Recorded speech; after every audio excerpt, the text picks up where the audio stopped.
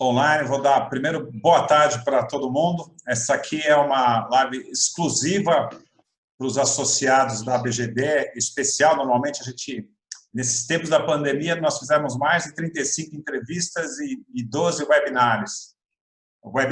E foi bastante interessante, muito proveitoso, porque a gente sempre compartilha informação e descobre novas que têm que ser trabalhadas e discutidas. Essa aqui, em especial, é muito importante. Quero até agradecer aqui a presença do Ricardo Costa, da GD Solar, conselheiro da BGD, e um dos idealizadores, talvez o líder lá da equipe que escreveu o novo marco regulatório do setor elétrico brasileiro, que está sendo conduzido na Câmara dos Deputados pelo deputado Lafayette Andrada. O deputado Lafayette Andrada, para quem não sabe, eu nunca contei essa história, eu conheci há alguns anos já, muito antes de todo esse processo da revisão 482, ele nos convidou pela BGD para participar do lançamento da Frente Parlamentar de Energias Limpas. E isso foi em 2018, antes de iniciar a revisão da 482. Muitas coisas aconteceram depois disso, e aí acabou culminando com aquele texto. Todo o processo de revisão da 482, evidentemente, correu como tem que ocorrer, conforme a lei, conforme tem que ser feito. Aí teve aquele texto proposto pela ANEEL que realmente desagradou todo mundo, né? Acho que nenhum segmento desse mercado que atua no setor gostou daquele texto. Ele não se adequava às expectativas do setor, não mantinha o equilíbrio, não mantinha a estabilidade jurídica, contratual, criava vários problemas, né? Resolvia poucos problemas, muito mais criavam novos problemas do que solucionava, não pacificava, na verdade, as demandas do setor. Houve um movimento, uma mobilização muito grande da sociedade, alguns dos senhores se lembram disso, e culminou que foi decidido, na verdade, de comum acordo, inclusive com o próprio órgão regulador, que seria muito melhor para o setor elétrico brasileiro, em especial para geração distribuída, se o setor fosse regulamentado por leis e não por resoluções normativas. Foi criado um comitê multidisciplinar, a qual o Ricardo Costa comandou, a parte técnica desse comitê não era o único, existiam outros profissionais de outras associações, de outros setores, inclusive alguns de associação nenhuma, mas todos eles que conheciam profundamente o setor elétrico brasileiro e profundamente o setor de geração distribuída. Foi escrito um texto, esse texto não abordou somente geração distribuída, ele cresceu bastante porque já existiam algumas coisas andando na Câmara, importantes, já existiam outras demandas do setor elétrico brasileiro, então a parte de geração distribuída virou um capítulo desse texto. Para ser mais exato, ficou lá no capítulo 1, seção 5, página 83, o artigo 187 até o artigo 206 falam especificamente de geração distribuída. O que, como, quando, aonde, por quê e quando. Explica tudo. Então, eu vou passar a palavra para o Ricardo, ele vai fazer uma pequena apresentação muito sucinta. O texto está com vocês, foi colocado nos grupos, nós vamos colocar hoje de novo o texto completo nos grupos, já foi colocado, colocaremos novamente. E o objetivo hoje é tirar dúvidas diretas sobre, especificamente, o capítulo de geração distribuída. Como nós estamos aqui com o Ricardo Costa, da GD Solar, vocês podem perguntar sobre qualquer um dos capítulos de todo o código, ele está preparado para responder. Ele conhece profundamente o setor, é uma pessoa experiente e conhecedora do assunto. Agora, o objetivo da live é nós focarmos diretamente no capítulo 1, seção 5, que trata de geração distribuída. A live foi propositadamente feita aberta. Todo mundo, basta levantar a mão, tem uma ferramenta lá embaixo, ou colocar no chat, nós temos pessoas nos ajudando aqui, que a gente passa a pergunta para o Ricardo, ou melhor ainda, o profissional faz a pergunta diretamente para o Ricardo, para não ter o famoso telefone sem fio. Tá ok? Ricardo, obrigado pela sua presença, seja bem-vindo aí conosco. Muito obrigado, Carlos. Boa tarde a todos os presentes. Primeiro, eu queria agradecer, Carlos, a oportunidade de poder explicar um pouquinho o PL da GD, né? E também um pouquinho sobre o Código Brasileiro de Energia Elétrica. Queria começar com a parte de geração distribuída, que é a que mais nos interessa nesse fórum, que realmente, como o Carlos falou, é um trabalho que foi feito com um grupo de profissionais grande, de várias associações. A gente já está trabalhando nesse processo há mais de ano, né, Carlos? Acho que já deu 1 ano e meio, eu acho. Nesse diretamente 1 ano e meio, mas É, lá atrás, há 4 anos atrás, já estávamos trabalhando, já já estávamos está, é trabalhando. verdade, é isso mesmo. E a gente teve um apoio muito grande do deputado Lafayette, que encampou e comprou essa briga lá atrás. E nesse trabalho, até para fazer um preâmbulo, foi ouvido a maioria, se não todas as associações do setor elétrico que têm alguma relação com a geração distribuída. E foram conversas longas, tentando encontrar um ponto de equilíbrio para que a gente encontrasse um texto de consenso. A gente acha que esse texto de consenso foi encontrado. Obviamente, não é um texto que atende 100% nenhuma das associações, mas é um texto de equilíbrio e que ele teria condição, na nossa visão, de ser aprovado no Congresso. Como todo mundo deve estar acompanhando, a força de esse texto ou esse tema entrar em pauta no Congresso é grande. Existe já uma indicação formal do Ministério para isso também, e a gente deve ter, muito em breve, esse texto pautando no plenário, tá? Para ser votado. É importante salientar que o PL, esse que nós estamos tratando aqui, que é o PL do deputado Lafayette, ele vai ser discutido separadamente do Código Brasileiro de Energia Elétrica. As coisas não se confundem, né? Óbvio, porque o código até está em processos iniciais de tramitação, ele deve entrar em votação só no ano que vem. Até lá, ele tem ainda um percurso importante para ser tratado. Então, o assunto da geração distribuída vai correr com prioridade, antes do código, e independe do código. O que for aprovado em plenário é que vai ser incorporado ou transcrito, vamos colocar assim, no Código Brasileiro. E eu queria começar, então, com o assunto do PL do deputado Lafayette e colocando alguns pontos que definem a linha principal desse PL. Primeiro, como eu já citei antes, tentou se encontrar um PL de consenso. Então, a gente já teve várias reuniões, as últimas até foram no mês passado, finais, de novo com o Ministério de Minas e Energia e ANEEL, e as grandes associações, então, a Abrace, a Abracel, a Brade também, e outras associações, não só como a BGD, o Instituto INEL e a Bessolar, entre outras. Tá? Mas o ponto importante desse PL é que existe um conceito atrás dele, né? Quando a gente olha o setor elétrico, na realidade, é uma conta que zera sempre, né? É de fechamento zero. O que é isso?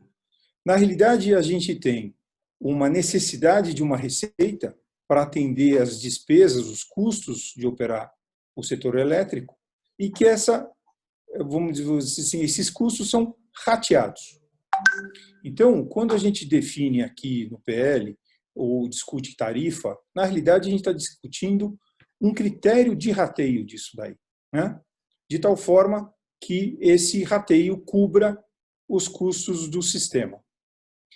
Existe um conceito que está muito claro no setor elétrico e nessa modernização está sendo uma pauta, e a gente vê isso claramente quando foi fechado aí a pauta do Covid-19, é o conceito de tentar eliminar subsídios cruzados.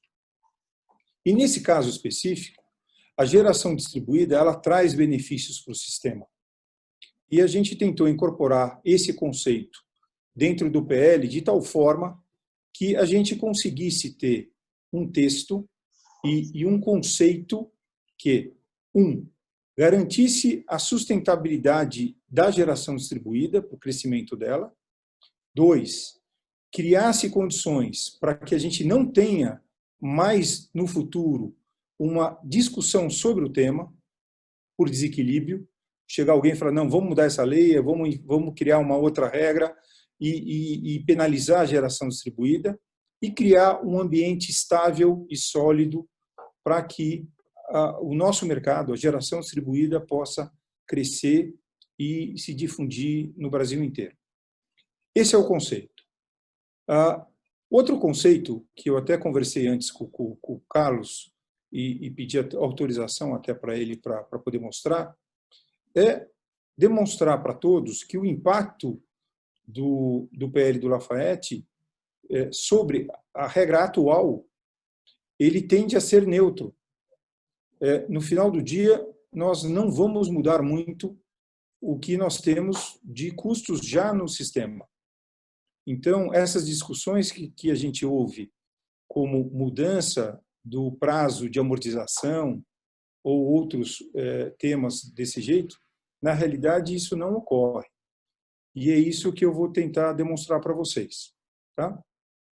Eu não sei se, antes de eu apresentar alguns dados de contas, até para provar esse ponto que eu estou querendo mostrar, se alguém teria alguma dúvida sobre isso que eu acabei de falar, ou gostaria de conduzir algum tema antes de entrar na parte numérica. Se alguém quiser fazer alguma pergunta, basta colocar aqui no chat e a gente liga o microfone da pessoa. Aliás, a própria pessoa liga o microfone e a câmera dela. Senão nós vamos seguir em frente. Acho que pode seguir. Vamos seguir. Então, vamos lá.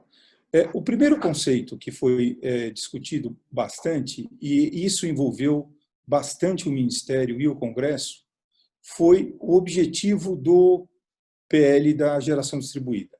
Então, o primeiro grande objetivo foi: vamos expandir o mercado, vamos ampliar o mercado, de tal forma que as pessoas, ou que nós tenhamos condições de colocar a geração distribuída para residências, por exemplo, para residências de menor renda e absolutamente todos os consumidores. Por quê?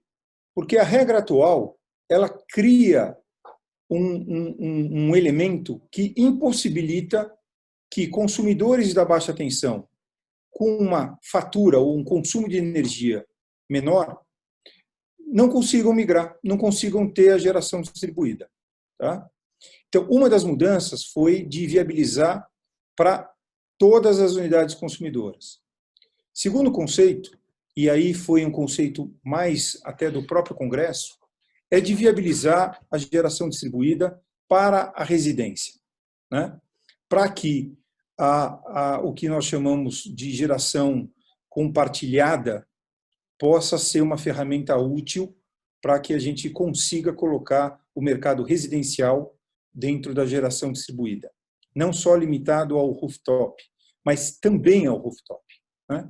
Porque, como eu vou mostrar nos números para vocês, hoje, o assunto que a Brad muito coloca no mercado, que é só as pessoas de maior renda que conseguem utilizar a geração distribuída, então aquele conceito de pirâmide invertida que eles sempre mostram, efetivamente isso existe, mas não por problema da renda, é por uma questão regulatória.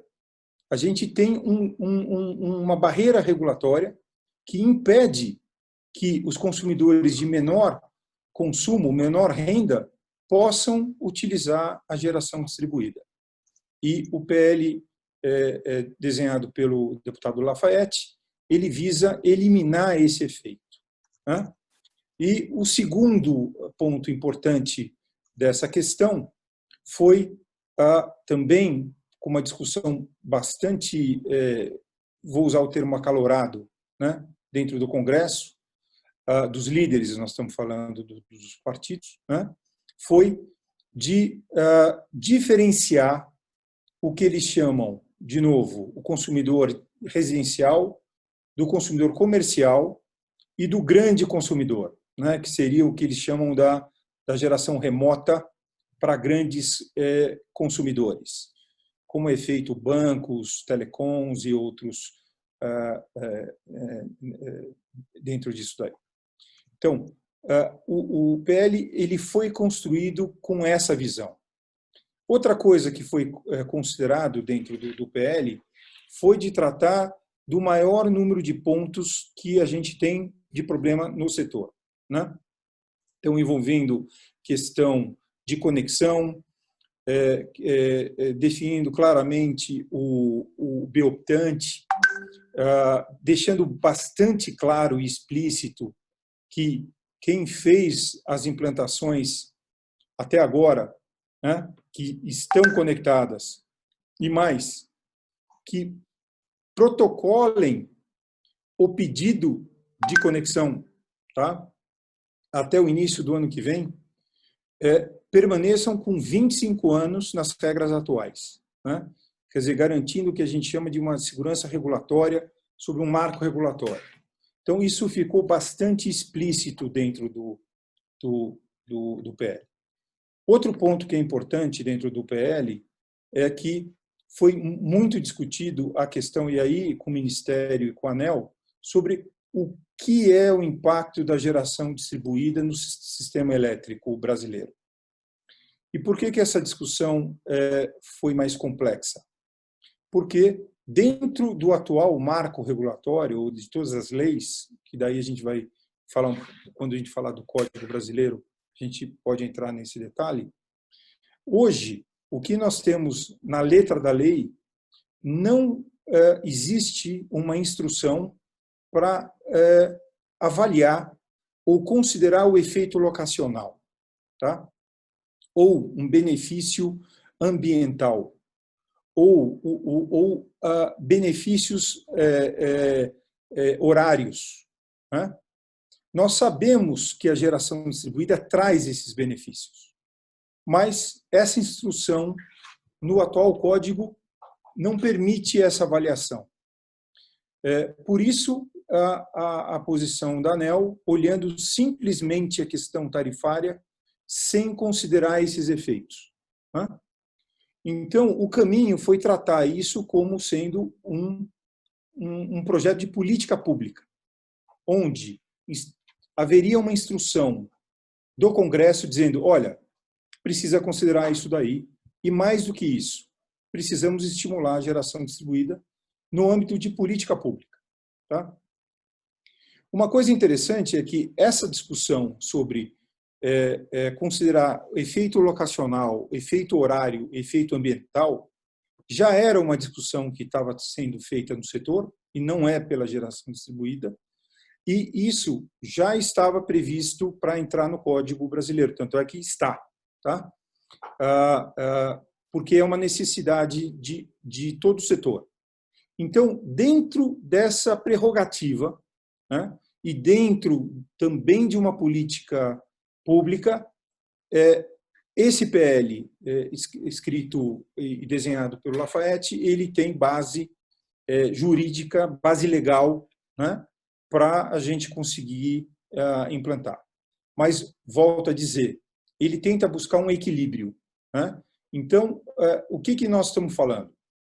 Na realidade, nós estamos remunerando a parte da distribuidora, é o fio B, né? Que é a parcela que remunera os ativos de distribuição.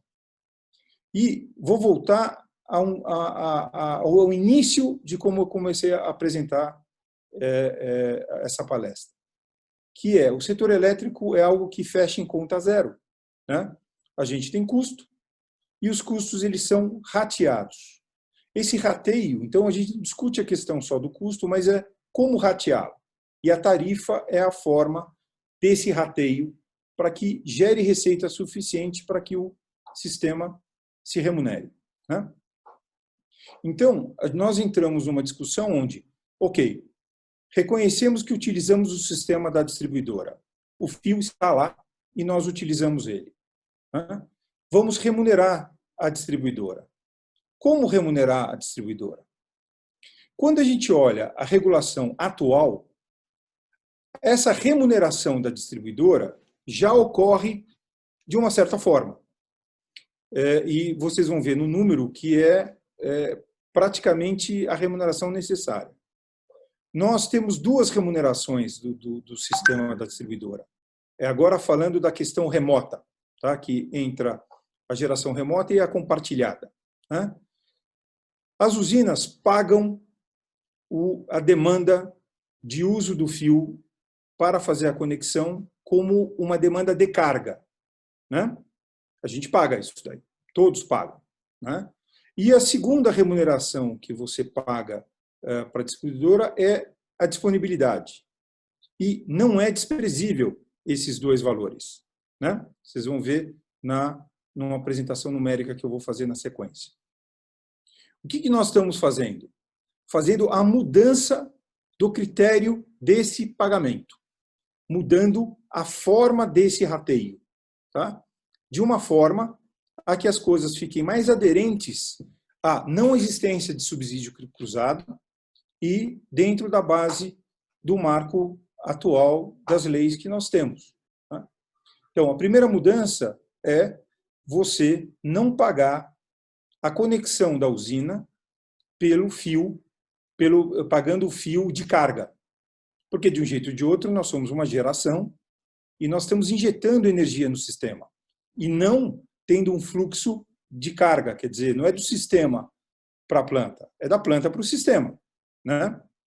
Então, nós estávamos pagando com a tarifa errada, né? Que não tinha base regulatória para isso.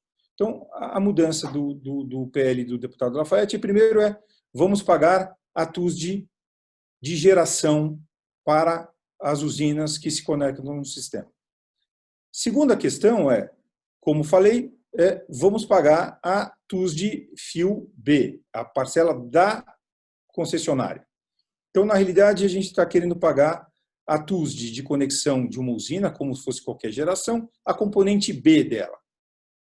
Vocês vão ver que a diferença entre a componente B e a componente de TUSD G não é muito grande, mas é um pouco menor, tá? A gente não paga alguns encargos que não fazem sentido daí para fazer essa remuneração. O segundo conceito se eu estou pagando o fio e se eu vou remunerar na compensação pelo fio B, eu já estou remunerando o sistema. Não faz sentido pagar a disponibilidade.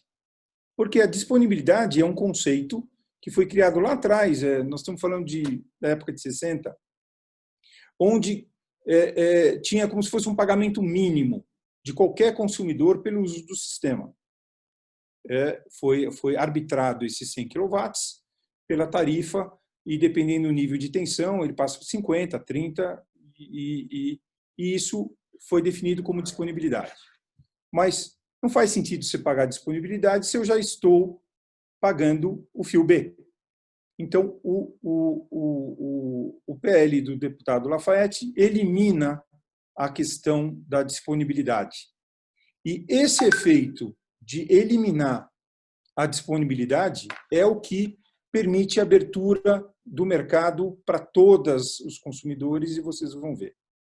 No final do dia, quando nós fazemos essa troca, o efeito é praticamente neutro, tá?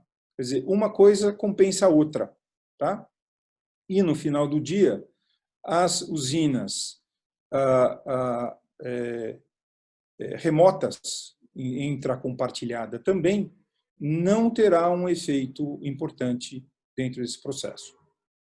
Daí, nós voltamos à questão do rooftop, quer dizer, a geração local. É o famoso colocar placas fotovoltaicas no telhado da casa ou da unidade consumidora, tá?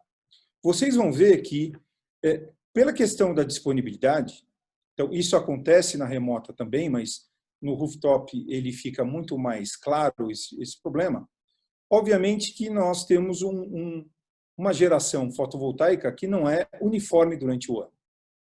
No período do verão, né, a gente tem uma geração maior do que no período do inverno, né, principalmente na parte do rooftop, que os módulos são fixos, né, estão instalados no telhado. Né? Então, as mudanças de radiação são mais sensíveis. Então, você tem uma geração maior no verão, uma geração menor no inverno, você instala o teu sistema tentando equilibrar isso, mas o que de prático acontece? Durante o verão, você vai gerar mais, você vai entregar mais energia para a concessionária, isso vai estocar em crédito, você vai compensar 100% a tua carga e você vai pagar a disponibilidade. Quando acontece, chega o inverno, você começa a gerar menos, só que você tem aquele montante de energia que você estocou, né? E você vai continuar se recebendo a energia, parte do que você estocou, parte do que você está gerando, e você volta a compensar 100% da tua carga e volta a pagar a disponibilidade. E vocês vão ver que isso, para as residências maiores, né, acima, vocês vão ver que o número é em torno de quem tem uma fatura aí, seus R$300 para cima, com 300 e poucos reais, 300, esse efeito é neutro. Né? Mas quando você pega resistências maiores, você tem esse efeito minorado, porque a disponibilidade afeta menos aquela unidade consumidora. Mas, de 350 para baixo, não, a disponibilidade tem um impacto muito relevante, chegando até um nível que, com faturas próximas a R$200, já começa a não fechar a conta. Né? E você, então, elimina talvez a grande quantidade de consumidores de baixa tensão que poderiam ou gerar a sua energia localmente ou poderiam participar de uma geração compartilhada remota, que a gente está criando esse conceito da compartilhada residencial. Tá? Então, o conceito é esse. Então, o PL do Lafayette ele foi efetivamente pensado em todos os detalhes. Ele é um PL longo, ele tem muitas instruções, e o objetivo dessas instruções foi de dar uma travada nas instruções para deixar muito claro o que se define como uma política pública do Congresso, para que todas as instruções fiquem bem definidas, para que amanhã a gente não corra o risco de ter uma modificação de pontos importantes dentro da regra da geração distribuída que possa ou afetar ou inviabilizar a expansão da geração distribuída no Brasil. Então, se ninguém tiver nenhuma dúvida sobre isso, e o Carlos autorizar, permitir, eu iria mostrar alguns números para mostrar isso que eu acabei de falar.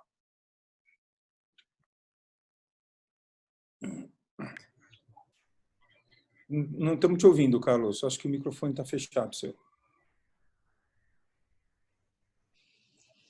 Está fechado. Cometi o erro primário. Fala com o microfone fechado. Todo mundo faz isso. Tem sim, tem duas dúvidas aqui, mas nós vamos fazer elas depois que você apresentar os gráficos, que acho que elas cabem melhor. Tá bom. Eu vou fazer o seguinte, se todo mundo permitir, eu vou compartilhar aqui a tela e colocar, são 2 slides só, eu acho que vai facilitar a compreensão. Então, vamos lá.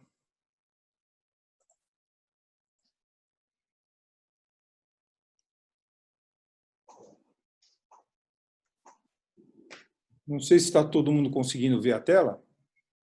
Aqui está tudo ok. Então, sim. Então, vamos lá. Eu adotei como base para uma simulação a CEMIG, porque é o estado que a gente tem uma ocorrência da geração distribuída muito maior, né? E pela questão do ICMS, ele vai facilitar esse tipo de vocês visualizarem o que eu estou tentando mostrar aqui. Então, as tarifas que estão apresentadas em cima da CEMIG são as tarifas atualmente em vigor. Então, lá nós temos a tarifa de TUSD, do grupo B, a tarifa de TE, do grupo B. Já coloquei para vocês a tarifa da TUSD B, né? Quer dizer, seria aquele 369,35. Qual é a parcela B dele? Né? A TUSD, eu estou com um negocinho aqui exatamente em cima do meu slide. Deixa eu ver. Pronto, melhorou. Daí eu apresentei a TUSD carga. Esse TUSD C é a TUSD carga, que é a TUSD do grupo A, azul, azul não, verde, A4, tá? Ou azul fora de ponta, pouco importa. É a tarifa de conexão, que é usado pelas usinas, que é hoje 15,32. A TUSD G, que é a TUSD de geração, tá? É R$ 9,00. ICMS e PIS/COFINS.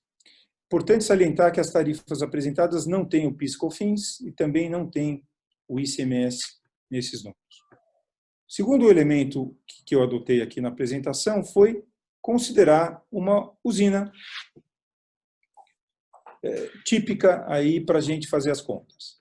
Eu utilizei uma usina que é o limite regulatório, apesar de as mais recorrentes agora são de 2,5, mas vamos usar uma de 5 AC, que em Minas Gerais ela vai ser praticamente 6 megawatt pico, e considerei duas condições, uma usina com tracker e uma sem tracker, porque os efeitos são um pouquinho diferentes. Com tracker eu adotei aí um fator de disponibilidade de energia, né, de 21% com tracker, e sem tracker de 17%. A média é mais ou menos isso mesmo. E a produção anual de cada uma delas. Então, uma 11.000, outra praticamente 9.000 megawatts-hora ano. Tá? Essa usina. E considere o seguinte cenário. Olha, vai lá uma empresa, vai o Carlos da BGD, ele vai construir uma geração distribuída compartilhada, que a remota é idêntico, né? E vai atender um mercado comercial, né? E ele escolheu lá vários clientes e verificou que a fatura média dele é em torno de R$400. Vou fazer uma aspas aí. Hoje, as compartilhadas têm uma fatura média maior que R$400, né? Mas o que acontece? Com a expansão da geração compartilhada, obviamente, os maiores consumidores estão contratados, já estão em alguma usina, e a tendência na abertura do mercado é você ter um abaixamento aí da fatura média da planta. Então, eu considerei uma fatura média de R$400, que é realmente a média, tá, do grupo B para comércio. Tá? Na realidade, o número certo é 386, mas 400 tem mais zero, fica mais fácil a gente fazer conta. Primeira coluna, até desculpa, não coloquei aí, mas é a com tracker. E a segunda coluna é a sem tracker. Por que há essa mudança? Porque tem um impacto do fio da contratação diferente. Vocês vão ver.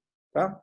Porque uma usina, apesar de ter 5 AC, as duas, uma produz mais do que a outra pelo efeito do tracker. Tá? Então, hoje, na resolução da ANEEL, a 482, com a modificação da 687, nós temos o que hoje? Essa usina remota do Carlos vai chegar, vai se conectar lá na CEMIG e vai pagar o fio da conexão, tá? Que basicamente é os nossos 5.000 quilowatts vezes a tarifa de 15,32 e os impostos, né? Então, essa usininha vai pagar R$95.000 ou R$95.500 todo mês, né?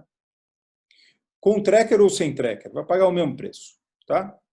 No entanto, essa usina vai ter uma produção diferente. E se a gente pegar aqui R$400 de fatura média, essa usina aí de 5 mega vai ter por volta de uns 2.000 clientes nessa usina. Os 2.000 consumidores em média. Seria mais ou menos 1.000 por cada usina de 2,5 megawatts AC, que é a média aí, tá? Bom, o que acontece? Essa usina vai produzir energia e você vai alocar uma série de consumidores lá.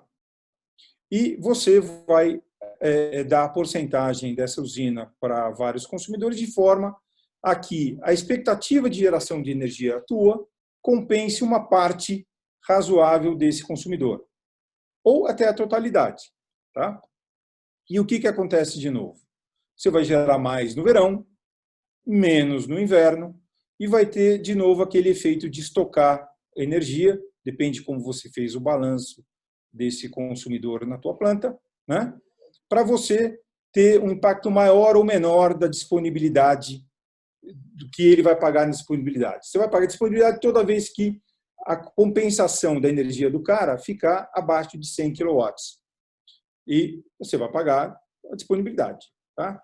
Aqui eu peguei o extremo, né, oposto, que é você entregar a energia para atender 100% da carga do cara, né, considerando esse efeito que você vai gerar mais energia no verão, menos no inverno, e você vai ter um índice muito grande de pagamento de disponibilidade no cara.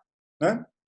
Então, se essa unidade consumidora acabar pagando disponibilidade durante os meses de verão e durante os meses de inverno, tá? Porque vai usar a estocagem, ela estaria pagando, estou falando na conta desse projeto aí, dessa usina, R$ 167.436,36 Quando você faz sem tracker, obviamente vai produzir menos energia, compensa menos, você tem menos consumidores, então, na totalidade, você vai pagar uma disponibilidade menor, 144 mil. Tá? Botei em amarelo porque isso é um extremo. Na realidade, você modula isso. Né? Se você começar a colocar energia 100 kW a menos para todo mundo e garantir que nunca isso ocorra, esse número pode tender a zero. Né? Mas, na realidade, você sempre paga um pouco de disponibilidade. Tá? E esse pouco pode ser mais, dependendo da carga do cara. O cara baixou um pouco o consumo dele, bum, vai pagar mais, vai pagar disponibilidade. Turma aí, né? Agora no Covid, todo mundo pagando disponibilidade. Né? E em algum momento que o cara aumenta a carga dele, pode pagar menos. Mas é esse número aí. Se você pegar essa operação, vai custar de pagamento de fio, quer dizer, acaba a distribuidora recebendo R$ 262.937 por mês. Pelo quê? Pela geração distribuída, por essa planta que está conectada remotamente, compartilhando a geração dela com várias unidades. Então, essa operação vai gerar de receita para a concessionária R$ 262 mil. E hoje você paga isso, né, através das regras atuais. Tá? Com a regra desenhada pelo deputado Lafayette, o que a gente passa a pagar? Não paga mais aqueles 15,32, você vai pagar 9. Com isso, o valor de R$ 95 mil cai para 56 mil. Né? E a compensação, você começa a pagar a TUS de B. Mas o que acontece? A TUS de B agora passa a ser variável. Passa a ser exatamente no montante da energia compensada. Tá? Que é aquele 192,37 que a gente falou da parcela B. Só que não paga mais disponibilidade, acabou a disponibilidade. Tá? Então, você pode compensar 100% da energia no cara, você pode não se preocupar mais com o verão e com o inverno, e pode dimensionar a tua energia para que atenda 100% da carga do teu consumidor. E ele vai poder ter 100% do benefício da geração distribuída no aspecto energético. Tá? Essa planta, nessa operação, estaria pagando R$ 241.471,63, que é um pouco menos do que seria na regra atual. Isso se considerar que, na regra atual, você, de novo, está fazendo toda a disponibilidade. Volto a salientar, a disponibilidade você consegue modular, tá? Você consegue pagar menos, é só você entregar menos energia para o cara. Mas esse a nível de efeito. Se você entregar e ter uma disponibilidade menor, esse número vai caindo daquele custo de 263 para algum número, tá? 200, 230, que não é muito longe do PL do Lafayette nesse aspecto, tá? O idem acontece quando você tem uma planta sem tracker, tá? Quando a gente analisa esse caso para o residencial, tá? Então, lembra que hoje você não consegue colocar um residencial para fazer geração compartilhada por dois aspectos. Um, a parte regulatória, a parte, vamos dizer assim, jurídica da coisa, porque fazer uma cooperativa é muito mais complexa, tem outros tipos de regra, e a gente criou outras alternativas de você poder criar isso, que um é um condomínio, o edilício, por exemplo, então você vai poder fazer isso com prédio, com qualquer coisa, condomínio horizontal, vertical, e outro é o condomínio voluntário, que você não precisa estar nem no mesmo ambiente. Então, é simplesmente um condomínio, né? Que a estrutura é muito mais simples, muito mais fácil de você criar, administrar e você poder trazer mais clientes. O que acontece com isso? De novo, com esses novos formatos, a residência passa a ser viável. Porque para você colocar o cara dentro do condomínio é muito melhor do que colocar ele dentro de uma cooperativa, né? E num consórcio ele não pode entrar, né? Porque o consórcio é para pessoas jurídicas, né? Então, dentro desse formato, a gente abre a residencial. O problema, se a gente pega a fatura média das residências no Brasil, é R$ 165, tá? Média, né? Se você faz essa conta que eu acabei de falar com a residência, né, e ele começa a pagar a disponibilidade, o valor de disponibilidade que ele vai pagar supera ou fica muito próximo do valor da conta que ele tem atual, sem fazer geração distribuída. Quer dizer, ele faria a geração distribuída e pagaria a mesma conta para a concessionária, devido à disponibilidade, né? Então, a disponibilidade é um fator que inibe ou elimina a possibilidade das residências de menor porte ou de médio porte até entrar dentro da geração distribuída. Então, nesse exemplo aqui, a gente tem na primeira coluna também uma operação com tracker e uma operação sem tracker, né?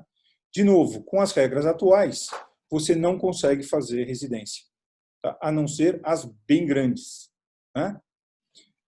Só para vocês terem uma ideia, uma residência com fatura de R$400, que, de novo, cai no que nem o comercial lá, que começa a fechar a conta, nós estamos falando de casas acima de 300 metros quadrados, estou falando área da casa, do consumo, né? Então, nós estamos falando de residências grandes. E está certo daí a parar de falar que isso é coisa de rico, né? Por quê? Porque é só ele que pode mesmo, porque regulatoriamente, se for menor que esse cara, a disponibilidade não permite que esse cara migre. Então, de novo, não é efeito da renda, o efeito é regulatório, né? Por isso, tá certo, a BRAD é uma pirâmide invertida, né? Por questão regulatória. Bom, dito isso, no PL desenhado pelo deputado Lafayette, como nós eliminamos o efeito da disponibilidade e passa a você pagar um efeito ligado à compensação, o fio B, né? Você, de novo, mantém a mesma peso, né? Você vai ver que você, independentemente do tamanho do teu consumidor, né, o efeito do pagamento da disponibilidade não passa mais a afetar. Então, não importa o tamanho da unidade consumidora, o efeito do pagamento pelo uso do fio é o mesmo, né? De novo, independente do tamanho da unidade. Se a gente passa isso para o rooftop, é o mesmo efeito, né? E aí eu utilizei, de uma forma muito simples, aí uma casa um pouco maior, aí, com um fator de geração de capacidade da planta de 14%, e uma potência instalada de 6 AC, tá? Gerando aí 10.000 kWh. Aqui, só para dar um exemplo, o rooftop podia ser 3, 2, 2,5, né? Mas o importante é ver a primeira conta. Uma casa com uma fatura de R$400. De novo, R$400 é mais ou menos 6 megawatt AC instalado no teto dele, né? E considerando aí que está bem alinhado, norte, tudo bonitinho, esse cara, uma casa de 400, e ele fazendo esse efeito que vai gerar mais no verão, menos no inverno, então ele vai ter energia estocada, vai pagar disponibilidade, né? Estaria pagando R$ 83,72, uma conta de 400, e que, se a gente fizer esse cálculo, esse 83, sobre o montante de energia total que ele está tendo entregue, vocês lembram que a disponibilidade você paga a tarifa cheia, tá certo? É o que a gente chama de pagar em duplicidade. Você paga a tarifa, mas você forneceu a energia e, né, é um pagamento em duplicidade. O quanto pesa o custo do fio para essa energia que está envolvido nesse processo? R$ 176,43. Com o PL do Lafayette, obviamente, você não tem mais conexão, né? Você não paga a conexão dessa usina no rooftop, no local, né? E você vai ter a compensação. E aqui eu ainda fiz um erro proposital, tá? Que é o erro proposital aqui? Ainda considerei um efeito pior, é que toda energia está sendo gerada fora da simultaneidade. Não tem simultaneidade nesse caso, tá? Que é um absurdo, tá certo? Óbvio que você tem simultaneidade, não é toda, mas você tem uma parte de simultaneidade que os estudos que a gente vê por aí pode chegar até 50%, né? Então, se houver nenhuma simultaneidade, esse cara vai pagar R$ 118,54. Tá? Mas, se tiver simultaneidade de 50%, esse cara vai pagar R$ 54, menos do que o pagamento da disponibilidade dele. Tá? Se ele tiver índice de simultaneidade de 40%, é só fazer a conta, né? De novo, para uma residência de um porte grande, o efeito do pagamento da compensação vis-à-vis a disponibilidade é um efeito equivalente.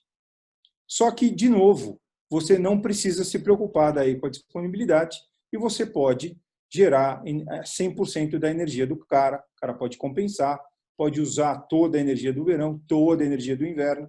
Isso permite a gente colocar plantas maiores nas residências. Quando a gente faz esse mesmo efeito, agora para uma residência menor, e aqui eu estou adotando uma fatura de R$ 200, acima da média, tá? Não estou colocando a média. A média seria 160 e pouquinho, tá? Estou colocando acima da média, tá? R$ 200. De novo, esse cara vai estar pagando disponibilidade. Quanto? R$ 83,72, porque é o famoso 100 kW, tá? E para o montante de energia dele que ele recebe é muito menor, e ele pagou uma parte em duplicidade com a tarifa cheia da distribuidora. O custo vai ser R$ 339,30. Nem preciso dizer que esse cara não consegue colocar o rooftop. Por quê? Daí o payback dele vai para o inferno, vai lá para 7, 8, 10, sei lá quantos anos, não fecha a conta, né?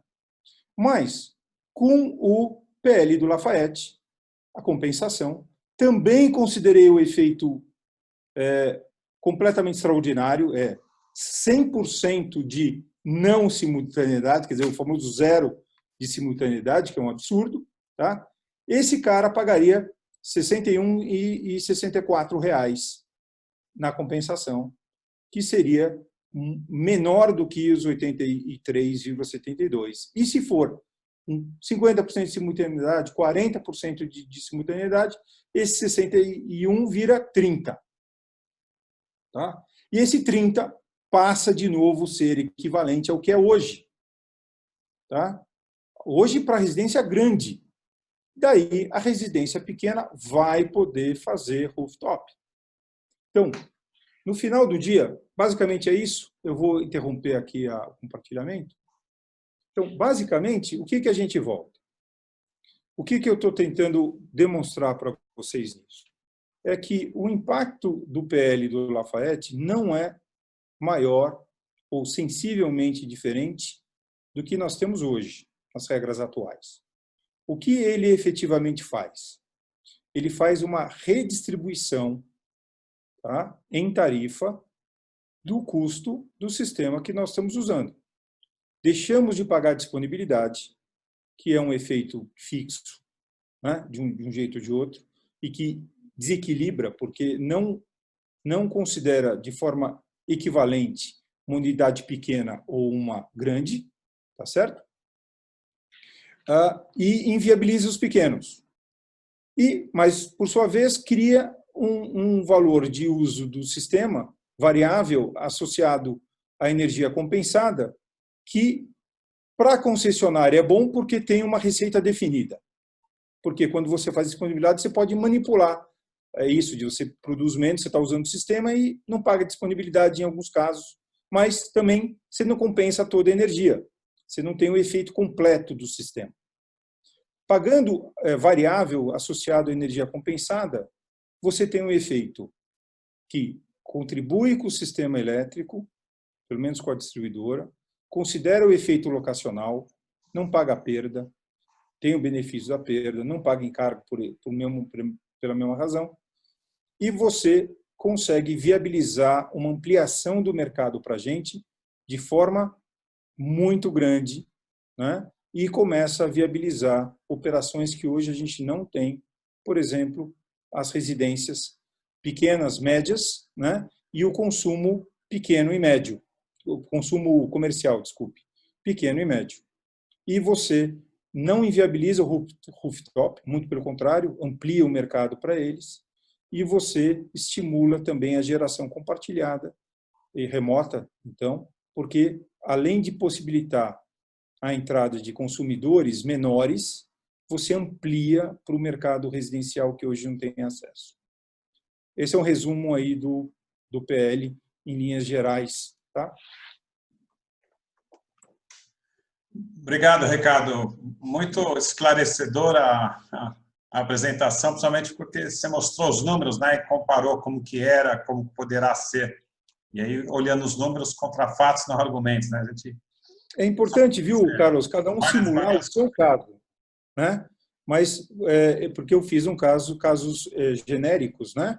Mas é importante cada um simular o seu caso e vocês vão chegar a conclusões semelhantes. Desculpa, Carlos, a palavra para Não, você. é perfeito, porque cada um tem os seus custos, as tarifas mudam de estado para estado, você usou o exemplo do estado de Minas Gerais, a questão das pessoas compararem, você usou exemplos de compartilhada pequena, e existem outros tipos de modelos de negócio e tamanhos também, que as contas mudam, mas o resultado final, a conclusão final é exatamente a mesma. E você pode modular a disponibilidade também, né? De algum jeito, diminuir o impacto dela. Quer dizer, cada um tem o seu formato, né? Deixa eu ver aqui.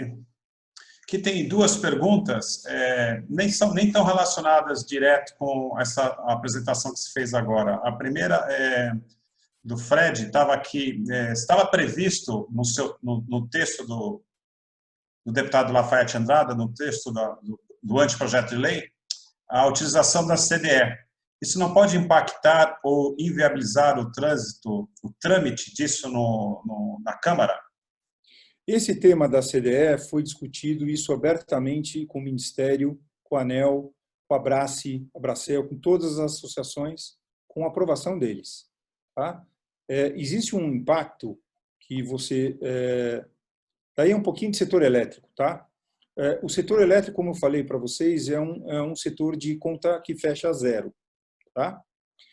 Quando você tem uma geração locacional próximo da carga, né, o efeito para o sistema elétrico é igual você diminuir o consumo. Tá? Estou falando de forma muito simplificada. Tá? Quando você diminui o consumo, é o que a gente está vendo hoje na pandemia. Né? Então, o que acontece? Você começa a usar menos térmica, menos hidroelétrica, menos o sistema de geração. E você começa a utilizar, dentro da ordem de mérito, energias mais baratas. Tá? Não que você elimine as térmicas de forma geral, mas você emite a parte não inflexível das térmicas, né? Ou a grande parte dela. Então, efetivamente, você gerar perto da carga, você muda a tua matriz de despacho, tá? Aí no sistema.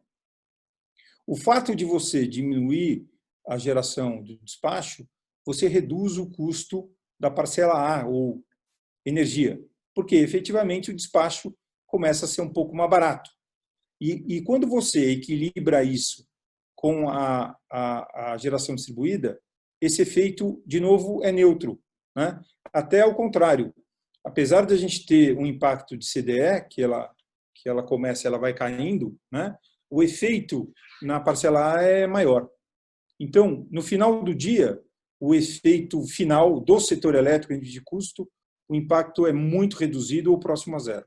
Tá? Ótimo. A segunda pergunta aqui, Ricardo, eu vi, aqui do José Roberto, eu vi a apresentação do deputado Lafayette e ele comentou, a apresentação do deputado falando na Câmara, ele comentou que o PL, o tempo de pagamento do sistema, que era de 3 a 4 anos, vai para 7 a 8 anos. Isso não seria ruim para o setor? Na realidade, não ocorre esse efeito. Né? Volto a dizer, quando você faz essa simulação que eu mostrei para vocês, esse efeito não ocorre. Porque a questão da disponibilidade é algo que tem um impacto relevante dentro do sistema. Eu não sei se vocês, obviamente, vocês devem ter acompanhado no detalhe aí, quando a ANEEL começou essa discussão no passado e depois mudou a regra com as alternativas 1 a 5, principalmente com a posição do Ministério da Economia, tá? Eles desconsideraram completamente o efeito da disponibilidade, tá? Que, obviamente, ele é um efeito que ocorre e é o efeito mais danoso para a nossa operação, como eu acho que eu consegui demonstrar. Né? Se você tira esse efeito da disponibilidade ou não considera essa questão, a apresentação do Lafayette faz algum sentido. Tá? E a gente fez isso dessa forma para não entrar numa discussão sobre o que é disponibilidade e o que não é disponibilidade e como é o impacto dela, porque isso é uma discussão bastante interessante para quem gosta de discussão, eu brinco, falo de escova bit do setor elétrico. Né? Então, para a gente não criar polêmica, isso foi excluído dessa apresentação. Mas o efeito prático, na realidade, é que não deve ampliar significativamente o payback das plantas com o PL do Lafayette. Só complementando, se você me permite, Ricardo, até para o Zé Roberto aqui, nós temos trabalhado com várias empresas diferentes, diferentes potes, e que atuam de maneira diferente no mercado de geração distribuída. Eu não vi ainda um payback de 3 anos. É mais, eu acredito que seja maior.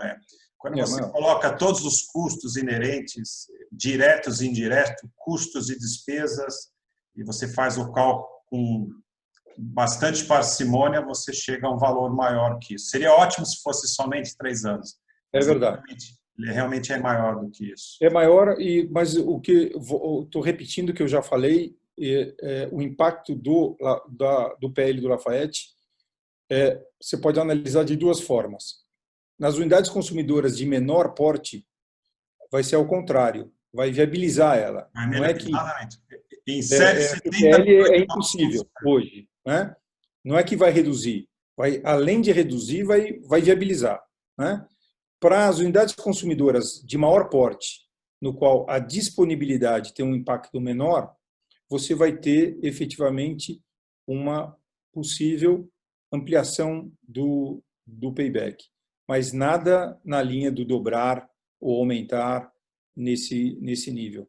Tá? O impacto é na ordem que eu mostrei para vocês. Muito bem lembrado, Ricardo. Hoje nós temos um universo de aproximadamente 84 milhões, 83, 84 milhões de consumidores em baixa tensão, ou seja, potenciais clientes para geração distribuída, e no segmento de baixa renda são por volta de 70 milhões de pessoas que hoje não conseguem ingressar na geração distribuída exatamente pelo custo de disponibilidade.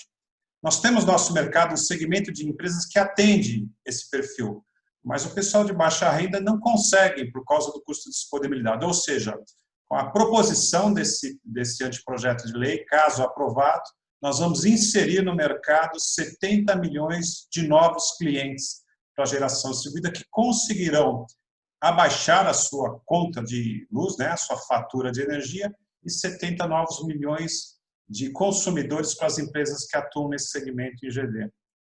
O Carlos, você está usando um número de unidade consumidora e eu vou usar um número complementar a ele, que é de energia. Tá?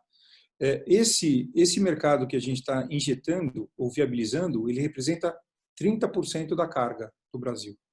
Tá? Então, é uma ampliação bastante grande. Só para vocês terem uma ideia do que nós estamos falando, é similar ao atual mercado livre. 30% é bem relevante.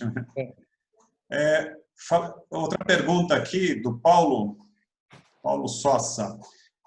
Com o advento do aumento da banda do mercado livre, na verdade ele deve estar falando abaixo da potência mínima para ingressar no mercado livre, a abertura do mercado.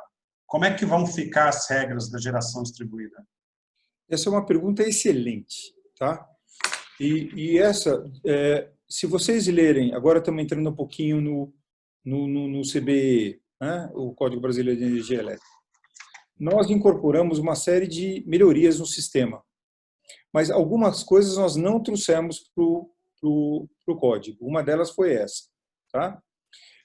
Nós estamos limitando a abertura do mercado livre ao grupo A, quer dizer, 2,3 kV para cima, né?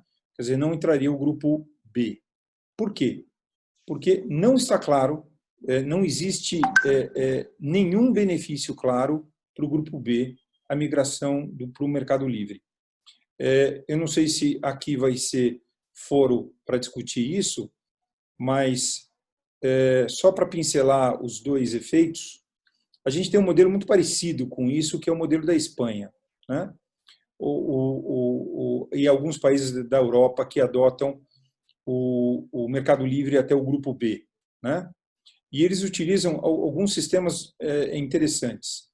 Mas, para não entrar no detalhe, quem quiser conhecer, pega casos da Espanha, vocês vão poder simular em detalhe, vocês vão entender o que eu vou falar agora. Para as residências, deixa eu dar um passo atrás. Como eu falei para vocês, no setor elétrico, a conta ela fecha no final do dia. O que a gente está discutindo é como ratear o custo, não se vai sobrar ou não, porque a conta zera. No grupo B, então, existe o custo do grupo B e ele é rateado. Aí nós estamos discutindo critérios de rateio. Tá? Hoje, na regra atual, a gente rateia pelo volume, quer dizer, é uma tarifa volumétrica. Não existe a componente de potência, né? Então, como é no grupo A. No grupo A, a gente tem uma parcela de potência e uma parcela de energia. Então, voltando, o grupo B é rateado somente em consumo, né? Em energia, vamos dizer. Quando a gente faz isso, existe efetivamente um subsídio cruzado. Tá? Quer dizer, as residências, eles têm um perfil de consumo que vocês conhecem melhor que todo mundo, porque fazem geração distribuída, né? Que o fator de capacidade de uma residência é muito baixo. Ele varia de 9% a 13%, dependendo do nível da casa, né? Da residência. Então, é mais próximo da baixa renda, esse fator de carga cai, vai para próximo de 9%, e quanto maior é a casa, ele vai subindo, bate até 13% e por aí, né? A média do fator de carga do grupo B de uma concessionária varia em torno de 33% a 35%. Tá? Então, significa o seguinte, se a residência tem uma utilização de potência maior do que o consumo, porque você consome só no horário que você está na tua casa, fora dele você tem um consumo vegetativo, é a tua geladeira fechada, é o consumo mínimo, né? Dos equipamentos. É diferente de um escritório ou de uma pequena indústria ou de um comércio, que quando você não está na tua casa, você está no teu escritório, pelo menos isso era antes da pandemia, né? Então, obviamente, o consumo comercial, industrial ou comercial era maior, na ordem de 50%, 55%. Então, obviamente, o cara que tem o comércio, a indústria, ele paga mais fio do que ele deveria e a casa está pagando menos do que ela deveria, porque, no final de contas, essa conta zera. Existe subsídio cruzado, isso desde a época do Guaraná com rolha, desde o início do setor elétrico, e tem razões para isso. Tá? E a disponibilidade entrou aí para tentar minimizar esse efeito. E minimiza. Tá? Bom, voltando à linha, quando você transforma o grupo B em potência e energia, acaba esse subsídio. Mas a residência vai pagar mais pelo fio. Quanto mais? Quanto menor ela for, ela chega a pagar 150% a mais. Mesmo que ela seja uma residência média para grande, ela vai pagar 100% a mais de fio. Né? Então, primeiro que a gente começa a não ver benefício nisso daí. Tá? Só na transformação de potência. Quando a gente olha o efeito, como acontece na Espanha, por exemplo, lá entra na questão do medidor, porque se a gente começar a medir potência no grupo B, como ocorre no grupo A, nós estamos falando de um investimento de 92 bilhões para o sistema só para trocar medidor, que não faz nenhum sentido. Né? Daí fala assim, bom, como é que a gente não troca o medidor, né? Fica só com consumo e consegue botar potência? O modelo da Espanha resolveu essa questão. Você liga para a concessionária e fala o seguinte, me vê um disjuntor lá, me bota um disjuntor de 2 kW, quero 2 kW na minha casa. Então vai lá a concessionária, bota um disjuntor na tua entrada de 2 kW, quer dizer, amperagem, né? Potência, tal, vocês entenderam o conceito. E bota lá. Né? Daí, o que vai acontecer? Você está durante o dia lá, sua filha vai ligar o secador de cabelo, vai abrir o disjuntor. Né? Você vai lá, fecha o bichinho e você tenta equalizar a tua carga. Mas depois da terceira abertura, a sua esposa vai chegar para você e falar assim, Carlos, aumente esse disjuntor aí, porque fica caindo esse negócio aí. Né? E você vai lá e contrata 3. E você vai começar a pagar esse valor fixo. Tá? Quando você olha o perfil das unidades consumidoras da Espanha, você vai ver que o fator de disponibilidade dela, que aqui é 9 a 13, cai para 5. Por quê? Porque você começa a colocar um disjuntor maior do que você precisa, exatamente para você não ter o problema do cair o disjuntor. Né? E, mesmo que você reduza a tua carga, você esqueceu que você tem um disjuntor lá, não é ninguém que vai ficar olhando qual é o melhor disjuntor para ter na sua casa. Né? Para a concessionária, isso é fantástico, porque você paga ter um valor fixo, ela não tem que medir, só te manda a fatura. Se abrir, você vai lá e fecha, e você tem ele tem um recebimento maior na rede dele. E quando você vai para o Mercado Livre no grupo de energia, eu também não consigo ver benefício. É que precisamos falar do Código Brasileiro, que a gente está corrigindo um problema do mercado regulado e o mercado livre, mas tirando esse efeito, tá? A compra mais eficiente que a gente tem hoje é do mercado regulado. Tanto é que todo mundo vê os preços de leilão regulados, são absurdamente baixos, né? São super eficientes, né? E são repassados em pass-through, quer dizer, a concessionária não ganha R$1 por isso. Né? O que acontece? Hoje, ela tem que fornecer energia para você sem ganhar. Tá certo? Ela já ganha já no contrato de concessão dela pelo uso do fio. O contrato é regulado, a concessão é regulada. Só que o que acontece na Espanha, por exemplo? Na Espanha, a concessionária está lá fornecendo o fio para você e ela tem a concessionária comercializadora, tá certo? A empresinha dela de comercialização, como a gente conhece aí na geração distribuída ou no Mercado Livre, a gente tem isso daí. Já que a gente está falando da CEMIG, a gente tem a CEMIG que mexe com geração distribuída e a CEMIG comercializadora no Mercado Livre na área dela. Então você vai chegar lá e vai ligar para a concessionária e falar: concessionária, quanto é que você me fornece energia? Falar 25 centavos aí o quilowatt e a gente fecha. Falou, beleza. Aí você entra lá no Mercado Livre, você encontrou o Carlos de novo lá, o Carlos é uma comercializadora que está vendendo a 23 centavos. E daí você tem que ligar para aquela concessionária e falar: concessionária, obrigado, mas eu vou fechar com o Carlos, que ele me ofereceu a 23 centavos. Você fala: opa, espera um pouquinho. Eu te faço, então, em 22,50, mas a gente fecha. Você acaba fechando com ela. E ela pode fechar com você a 22,50, porque o Marcelo, aqui o vizinho, ele está pagando aqueles 250, porque ele não negociou. E o Bruno está pagando 300, porque ele negociou menos ainda, né?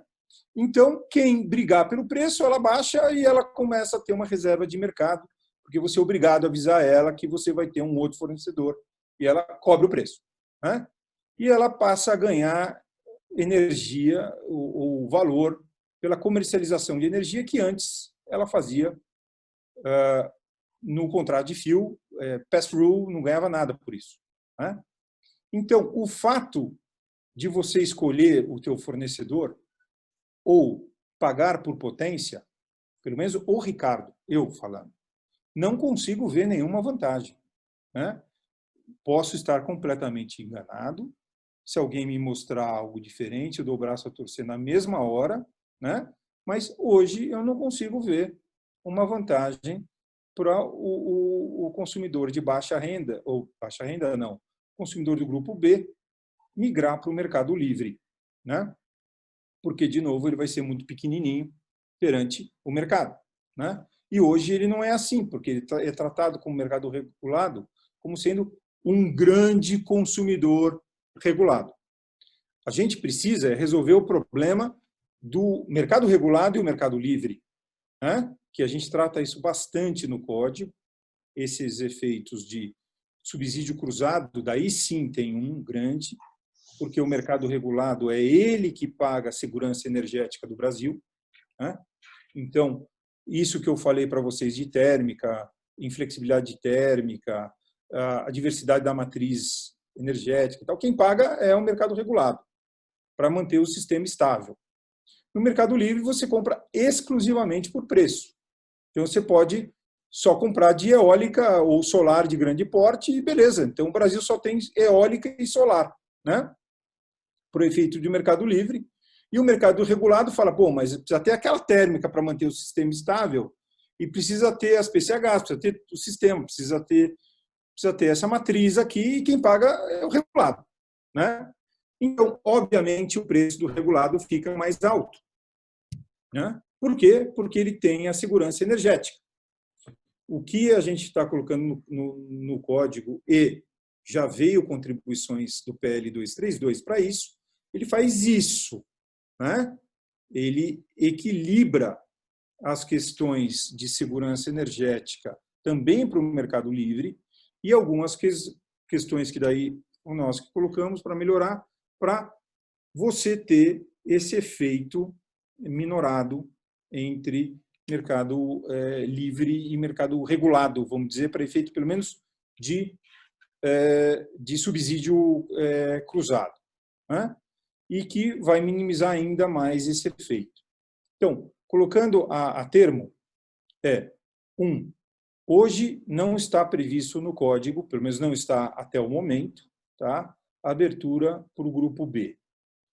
Mas mesmo que ocorra, vamos imaginar um cenário hipotético, que a gente mantenha o volumétrico, quer dizer, não vai entrar potência. Isso eu acho difícil que entre, tá? Porque realmente esse eu não vejo nenhuma razão, e já existe um estudo feito pela ANEEL, e foi feita uma audiência pública que chegou a essa conclusão. A tarifa Tá? minômia. Isso. Então, já temos isso oficial, que não faz sentido. Tá?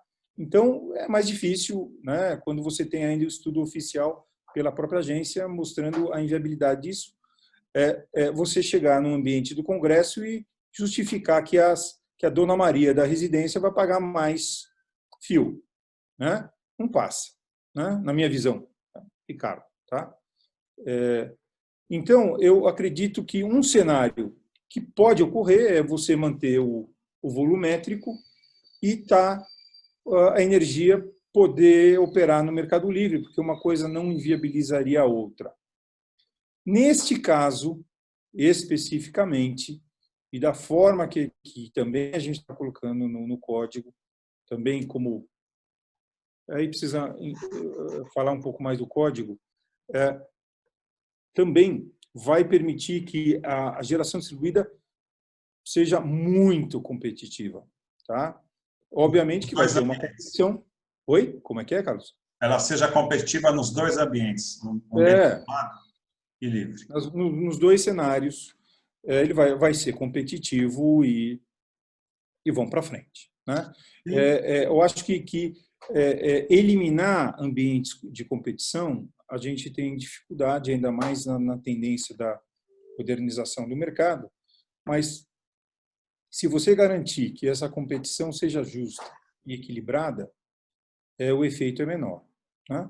Então, é isso que nós estamos falando. Então, hoje, da forma que está, não existe essa preocupação. Ricardo, tem mais uma pergunta aqui do Marcelo Machado. Ele vai fazer diretamente para você. Oi, Marcelo. Oi, Ricardo, boa tarde. Obrigado, Carlos, pela mais essa reunião muito interessante. São várias perguntas, mas eu vou tentar resumir, Ricardo. Nessa discussão que vocês estão tendo, inclusive do código, foi levantada alguma questão com relação ao ICMS, a questão do COFAS-TC, da portaria 16, do 1 mega, 5 megas, o Rio agora com 5 megas também. Existe essa questão que sempre cria um descompasso entre a RN e a COFAS, aquela coisa toda. Uma outra pergunta que eu queria colocar, a gente está entregando agora um complexo de 7 megas aqui no Mato Grosso, que não atende só atende 1 mega, no caso, não temos 5 megas, então a gente teve que fazer um trabalho. Agora, eu queria perguntar também, assim, a gente vai entrar isso até dezembro, deve estar entrando no grid.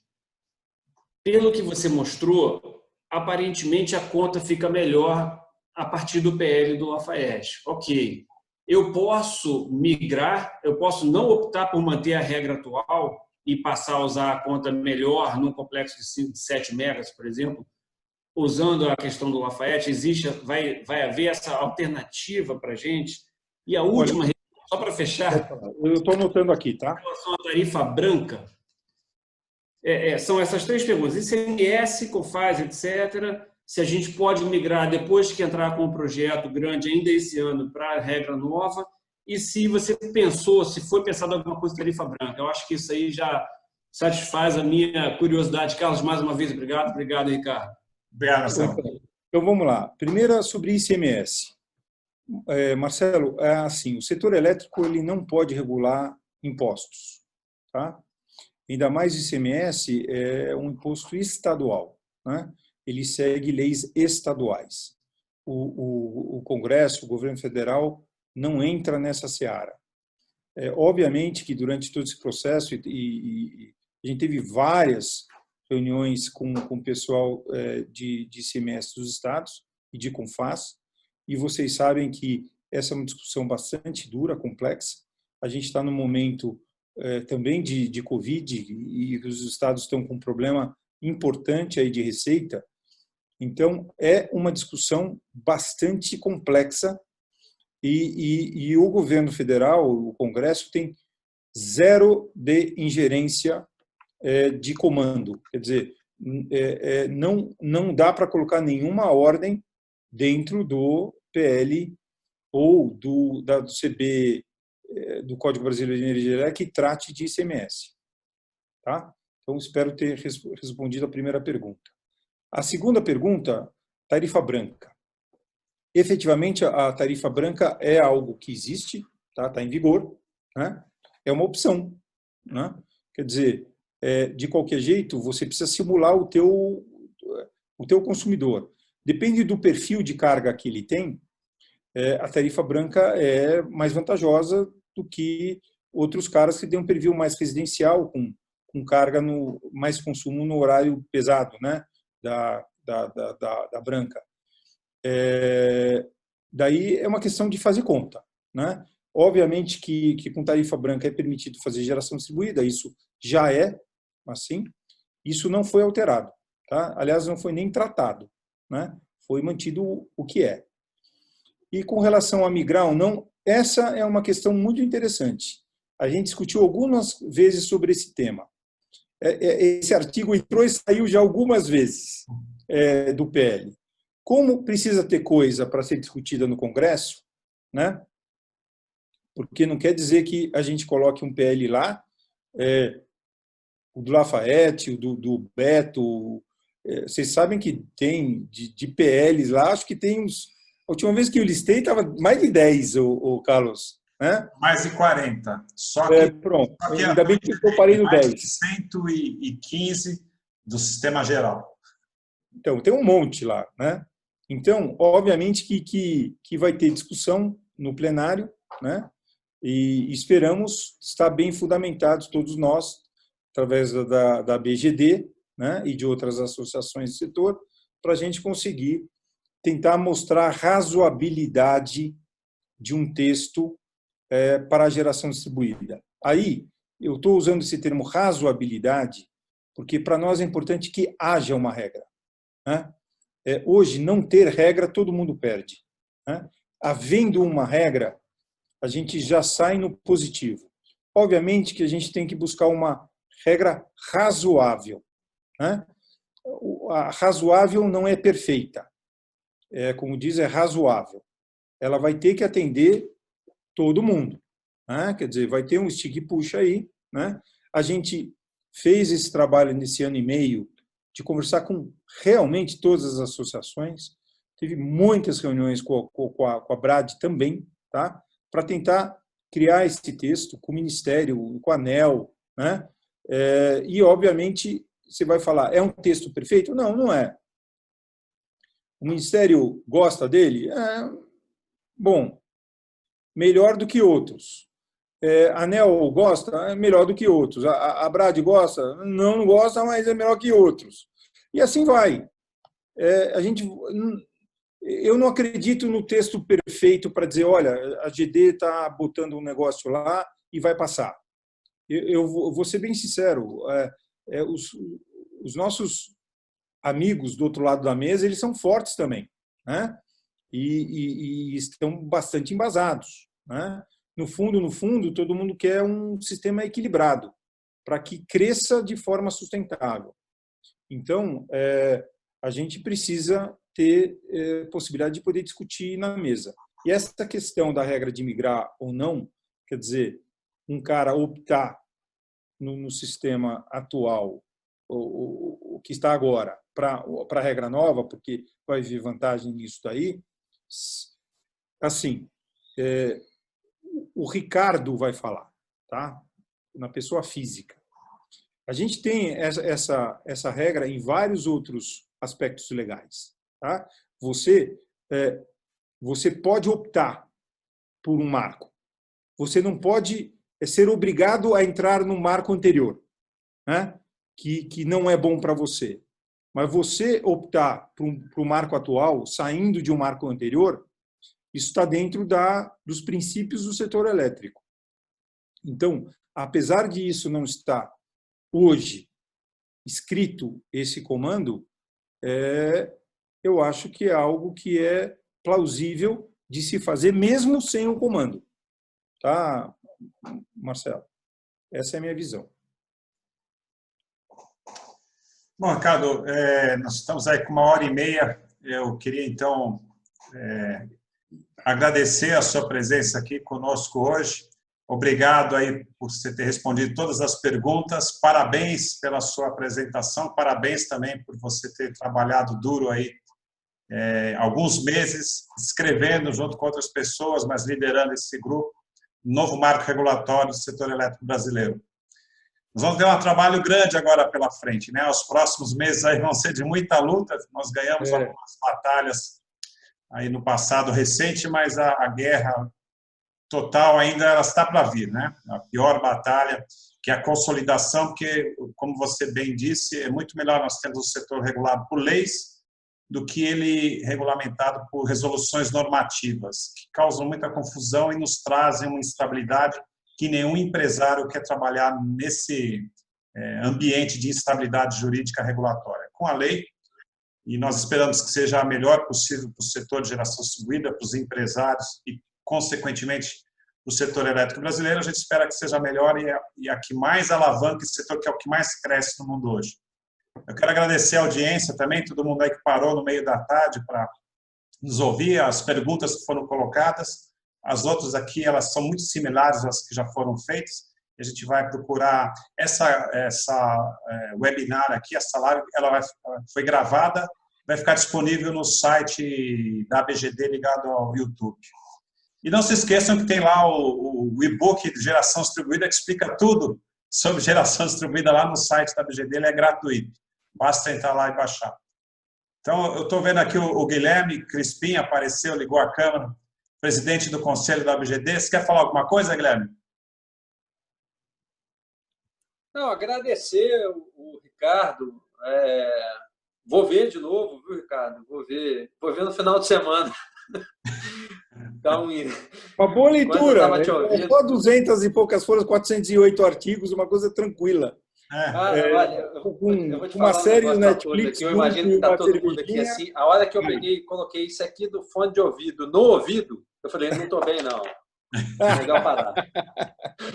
Mas eu juro que com calma é bom que é gravado, eu vou assistir, mas assim, os momentos que eu consegui dar uma atenção efetiva, a discussão é muito boa, é necessária, e a tua conta está muito boa. Eu vi que tem coisa boa aí. Obrigado por tudo que você tem feito aí pelo setor e o quanto você tem contribuído conosco aí. Valeu. Eu não, é a BGD, tá? Eu sou conselheiro da BGD. Não. Estou fazendo isso como a BGD, né? Tá a condição para a gente poder trabalhar. O Carlos está dando uma ajuda muito forte. A gente tem outras pessoas dentro da BGD que contribuíram muito com isso, né? E se o Carlos me permitir, se quem quiser saber um pouquinho mais do código, vai ter uma nova live daqui a pouquinho, às 4 horas, da Enel, ela é aberta. Parceirão nosso.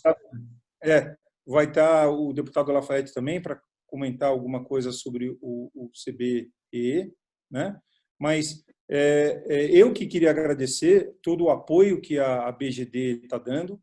Sem dúvida nenhuma, a gente precisa construir esse setor, ele tem que ser forte, e sem o suporte de toda essa associação, de todos nós, no fundo somos todos nós, né?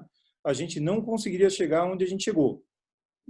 Tem muita coisa pela frente ainda, a batalha ainda vai ter, né? E se a gente conseguir permanecer unido como nós estamos, e o suporte que a BGD está dando para todos nós, e eu como a BGD, né, junto com os outros conselheiros da BGD e com o Carlos, a gente vai tentar ganhar essa batalha, a gente não vai baixar fogo, certo, Carlos? Vamos manter a artilharia forte. Não vamos ceder nenhum milímetro. Isso aí. Não, muita negociação. Vamos sim, vamos em frente. Vamos lá, vamos para a mesa. Um grande abraço. Obrigado. Tchau para vocês. Obrigado. Boa semana para todo mundo. Tchau, gente. Até mais. Até mais. Tchau, tchau. Falou, Ricardo. Um abraço. Tchau. Um abraço. Obrigado. Um abraço.